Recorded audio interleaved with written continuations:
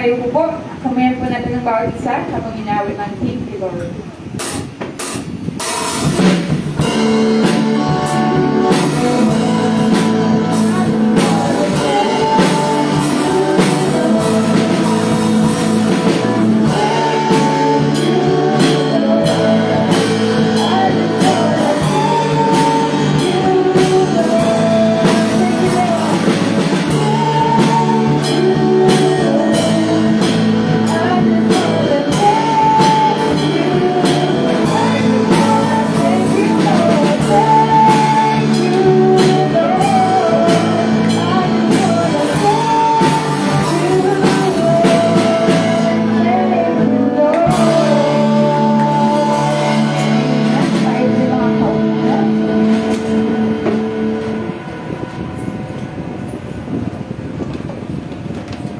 Ako pong tinatawagan si Pastor Joey sa ating opening prayer.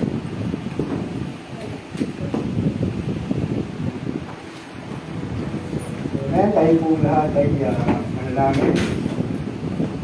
Amang Diyos na banal at pakita sa lahat, una sa lahat kami po ay nagpapasalamat sapagkat kami muli mong pinagsisigil Diyos sa hapon ito, pang patuloy kami sumamba sa iyo Panginoon at puri Panginoon Diyos na sila ng aming puso Panginoon ng aming Espiritu Diyos. Hallelujah.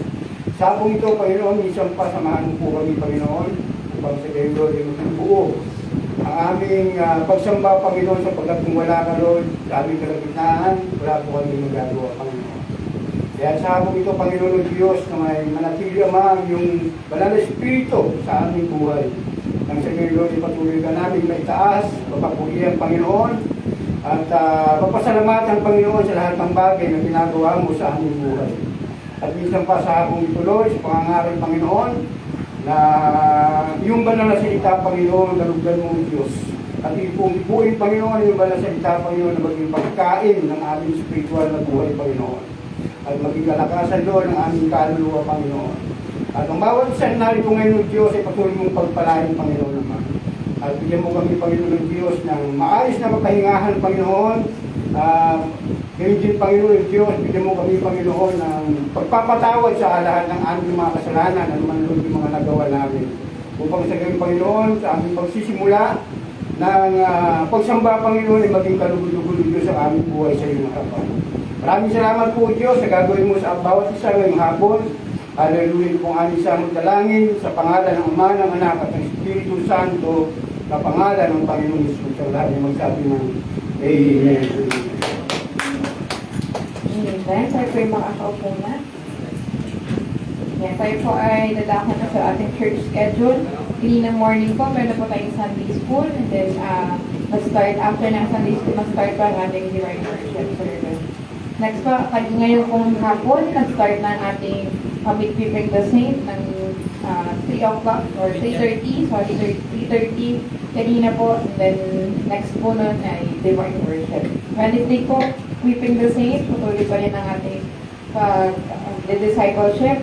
And then, Friday po, prayer gathering, and Saturday, music team rehearsal po.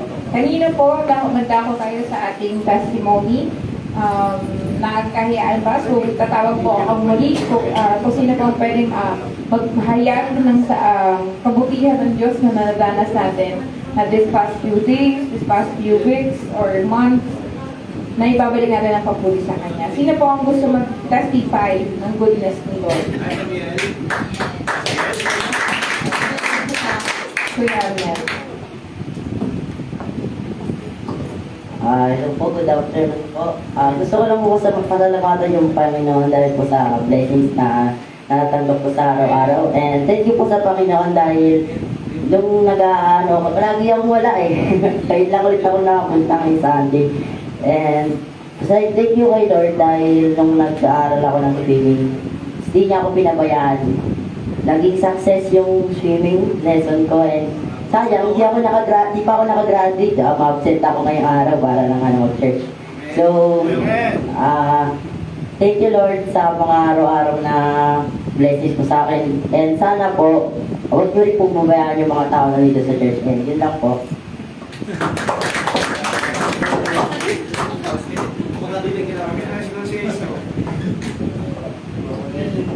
Meron po tayong swimmer. Ayan. Kuya Amin, hindi ako marunong mag-swim. Pero isa yung skill na magagamit na paglaki ni Kuya Amin. So, wag naman sa baha. Ayan. So, tayo po ay, meron pa po ba? Ayan, Kuya Rusty.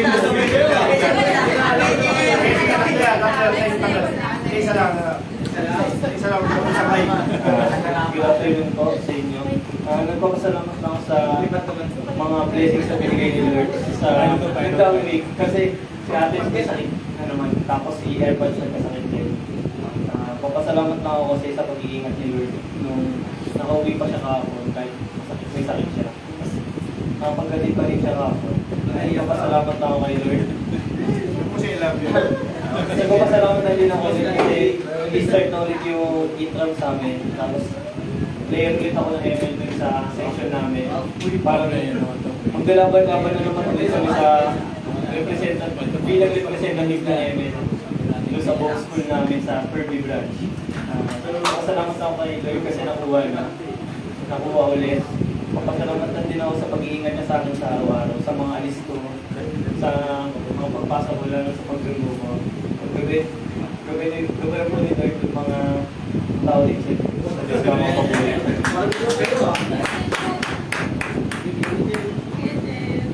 Ay, sa lupa ba ako? Mahaba ito.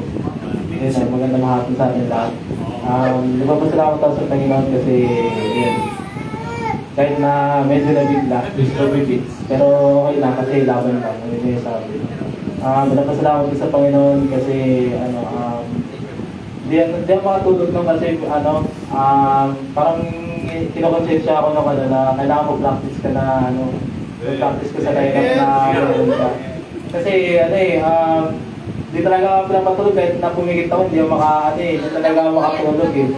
Excited yun. Tapos yun, nung pagka kinaumaga, napaano ako, sabi ko, late na ako kasi nag-alarm ako nun, hindi tumunog yung alarm ko.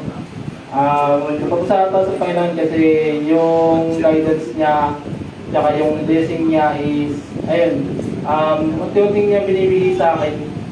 Pinapasalamat ko yun kasi yung mga yun, lahat ng yun, dagdaan mo na sa hirap. Tsaka, syempre, lahat naman ng mga bagay na gusto mo makuha, hindi lahat talaga. Yun lang, salamat sa Panginoon.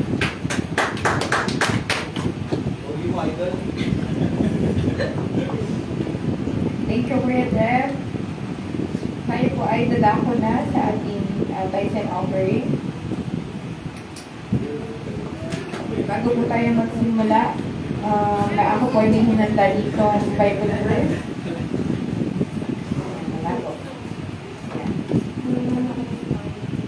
Sabi dito sa Proverbs 3:9 to 10. Ayan, marami tayo makikita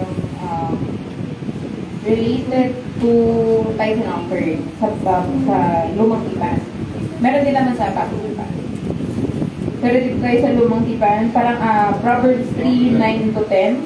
Parangalan mo ang Panginoon sa pamamagitan ng iyong kayamanan at sa mga unang bunga ng lahat mong ani. Kaya't mapupuno ng kasaganaan ang iyong kamalig at aapaw sa bagong alak ang iyong mga sisidlan. Tapos, ang kasunod po niyan ay nasa 2 Corinthians 9:6 to 7 para magkaroon tayo ng ganito. Ngunit ito ang sinasabi ko, ang naghahasik ng bahagya ay mag-aani rin ng bahagya. At ang maghahasik ng sagana ay mag-aani rin ng sagana.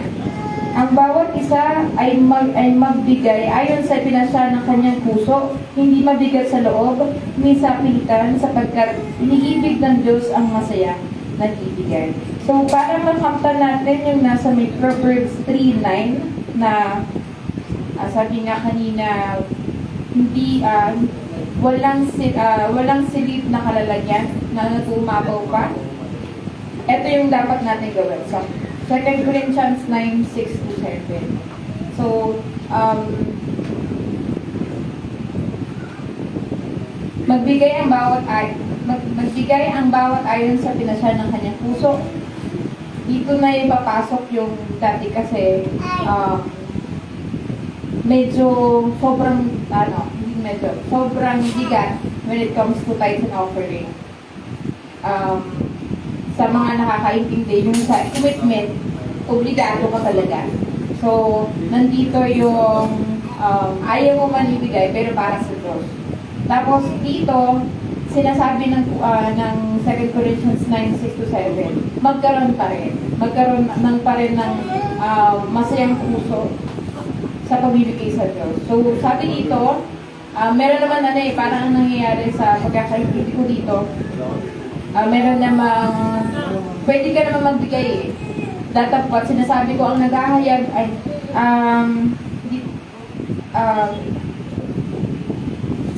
ang naghahasik ng bahagya ay mag-aani rin ng bahagya. Nagbibigay ka ng bahagya for now. Pero alam ko, sa susunod, kapag mayroon na tayong pananampalataya ng malalim sa Panginoon, dito ka napapasok sa maghahasik ka naman ng sagana. Doon ka nag-aani ng sagana. So, tandaan natin, ang una, your presence is a must. So, dapat nandito ka, spirito nandito ka, physical nandito ka, puso mo nandito ka.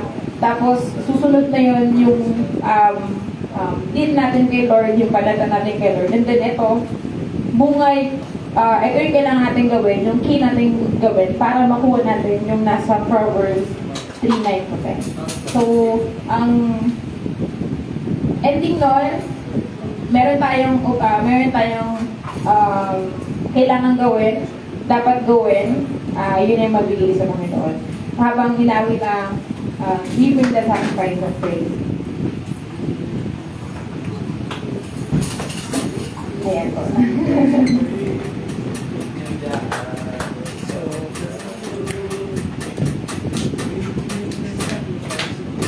Tapos na.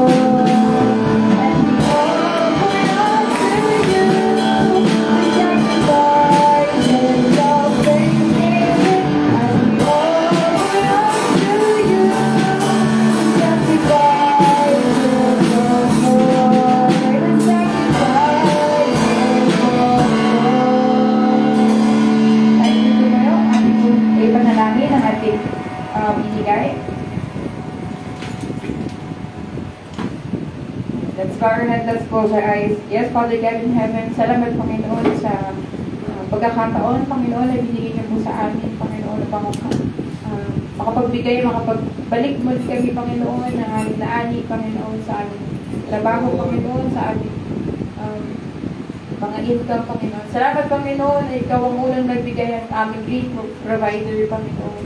Salamat, Panginoon, na patuloy ka ng tiyan, Panginoon, sa bawat bahagi na aming buhay, Panginoon. Salamat, Panginoon, sa patuloy mong magsama sa amin, Panginoon, sa kalakasan, sa kapayapaan, Panginoon, na hindi namin kayang bilhin sa labas, Panginoon, sa ilaman natin na makukuha, Panginoon. Lord, salamat, Panginoon, sa biyaya mo, Panginoon, sa bawat isa, ang pagbigay ng puso, Panginoon, na patuloy namin hindi sa iyo, Panginoon. Lord, salamat, Panginoon, sa patuloy mo sa aming pagbigay, Panginoon, ng mga bagay na hindi naman namin hinihingi, Panginoon. Bagkus, pag kailangan namin ng siyaan ka, Panginoon, na nabibigay nito, Panginoon. Salamat, Panginoon, sa financial, Panginoon, sa spiritual, Panginoon, na binibigay mo sa amin. Lord, gamitin mo, Panginoon, ng aming finance ministry, Panginoon, sa pagpapalawak pa, Panginoon, ng banal na salita, Panginoon. Salamat, Panginoon, na hindi na kami every Sunday na magkaroon ng activity, Panginoon, na Lord, makalabas kami, Panginoon, ng street preaching, Panginoon, na hindi lamang, Panginoon, salita mo, Panginoon, may hahayag, Panginoon, makaawin kami, makahikayat kami muli, Panginoon, sa iba, Panginoon, sa pamamagitan ng iyong blessing, Panginoon. Salamat, Panginoon, sa biyaya mo, Panginoon, sa ilamang po ang papuri at parangal sa pangalan ni Jesus. Halag din magsabi ng Amen. Tayo po yung mga kaupo na. Ayan. Ready na po ba ang lahat? Ayan. Siguro nga, Kuya MJ, Kuya Amir, Kuya Dustin, at Giselle, dito na lang siguro tayo para siguro isang ganon, isang pwersa. Ayan. Medyo kasi pag nasa harap ka nga talaga, pag isang isang ganon, para magkakaroon ng peke. Siguro dito na lang muna, pag meron doon, meron muna, huwag na muna doon. So, para isang pwersa ng tawag dito? Ng pagtuturo. So, hindi ko na papatagalin. I-welcome po natin si Pastor Joby Concaño para sa ating preaching po.